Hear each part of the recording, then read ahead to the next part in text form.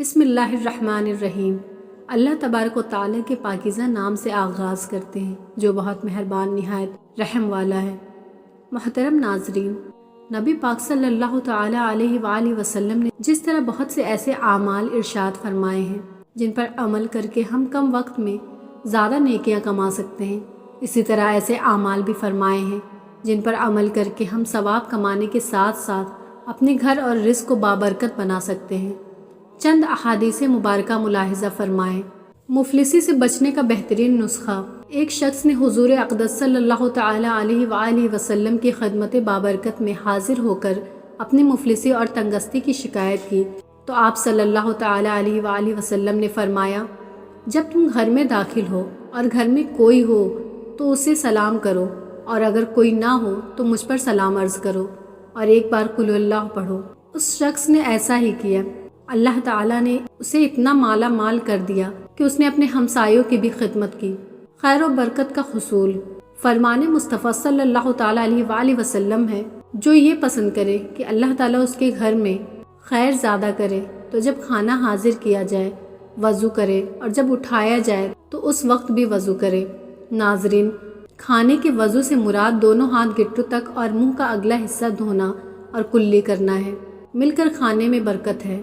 سرکار مدینہ صلی اللہ تعالیٰ علیہ وآلہ وسلم کا فرمان ہے، اکٹھے کھاؤ، الگ الگ نہ کھاؤ کہ برکت جماعت کے ساتھ ہے۔ اس حدیث پاک کے تحت حکیم الامت مفتی احمد یار خان علیہ رحمۃ الحنان فرماتے ہیں، ساتھ کھانے میں تھوڑا کھانا بہت کو کافی ہو جاتا ہے۔ آپس میں محبت بڑھتی ہے۔ نماز، جہاد، حج، خانہ غرض کی عبادات و عادات میں مسلمانوں کی جماعت بڑی اعلیٰ نعمت ہے۔ رزق میں وسعت کا نسخہ۔ سرکار مدینہ صلی اللہ تعالیٰ علیہ وآلہ وسلم کا فرمان مشکبار ہے، جو شخص دسترخوان سے کھانے کے گرے ہوئے ٹکڑوں کو اٹھا کر کھائے وہ فراخی کی زندگی گزارتا ہے اور اس کی اولاد میں عافیت رہتی ہے۔ رزق اور عمر میں برکت کیسے ملے؟ رزق میں برکت کا ایک سبب رشتہ داروں سے حسن سلوک کرنا بھی ہے۔ نبی اکرم صلی اللہ علیہ وآلہ وسلم نے فرمایا، جسے عمر میں اضافہ اور رزق میں زیادتی ہونا پسند ہو تو اسے چاہیے کہ وہ اللہ تعالیٰ سے ڈرے اور صلہ رحمی کرے، سال بھر رزق حلال ملے گا۔ فرمان مصطفیٰ صلی اللہ تعالیٰ علیہ وآلہ وسلم ہے، بھوکا اور حاجت مند اگر اپنی حاجت لوگوں سے چھپائے، خدائے تعالیٰ رزق حلال سال بھر تک اسے عنایت کرے گا۔ رزق میں برکت کے لیے 3 فرامین مصطفیٰ صلی اللہ تعالیٰ علیہ وآلہ وسلم۔